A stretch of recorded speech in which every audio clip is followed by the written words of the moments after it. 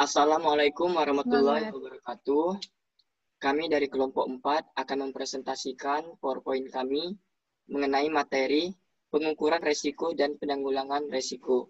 Sebelum itu kami akan memperkenalkan anggota kelompok kami, saya sendiri, Diki dengan NIM 19059011 dan teman saya yang bernama Ayu Anggraini dengan NIM 19059007.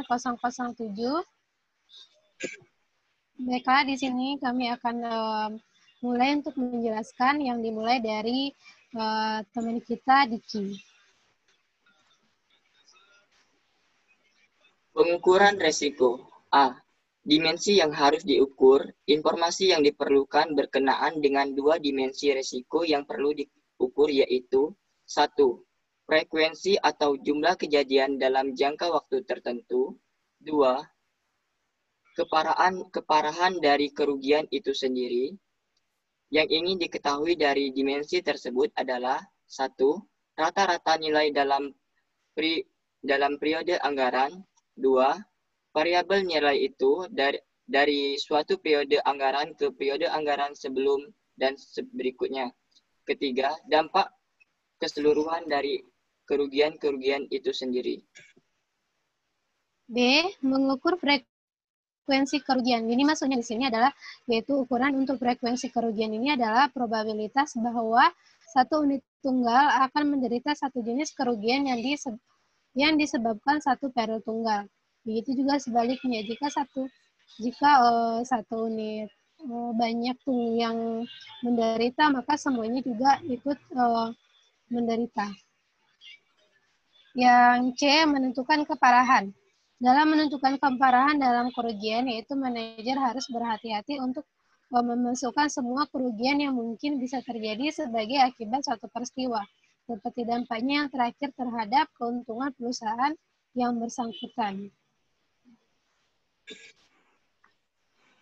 D. Dampak keuangan terakhir dari suatu kerugian. Dampak keuangan terakhir dari suatu kerugian mungkin pula terabaikan dalam mengevaluasi nilai rupiah dari suatu kerugian. Kerugian yang relatif kecil hanya akan menyebabkan masalah kecil karena perusahaan dapat segera menutupi kerugian dengan mudah tanpa mengganggu likuiditas perusahaan lain. Penanggulangan resiko. Penanggulangan resiko itu meliputi yang pertama adalah menghindari resiko, yang kedua pengendalian kerugian, yang ketiga pemisahan, yang keempat kombinasi atau pooling, dan yang kelima adalah pemindahan resiko. 1. Menghindari resiko. Salah satu cara menghindari suatu resiko murni adalah menghindari harta, orang, atau kegiatan dari expose terhadap resiko dengan jalan berikut. A. Menolak memiliki, menerima, atau melaksanakan kegiatan walaupun hanya untuk sementara. B. Menyerahkan kembali resiko yang terlanjur diterima atau segera menghentikan kegiatan berikut kemudian diketahui mengandung resiko. 2. Pengendalian kerugian.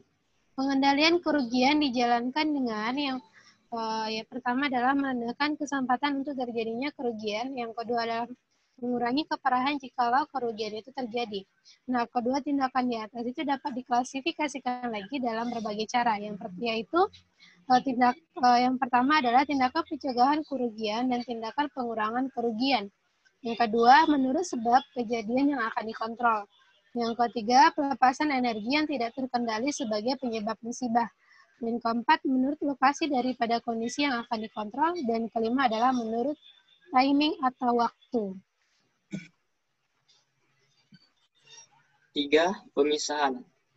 Pemisahan di sini adalah menyebarkan harta yang memang menghadapi resiko yang sama, menggantikan penampakan dalam suatu lokasi. Yang keempat yaitu kombinasi atau pooling.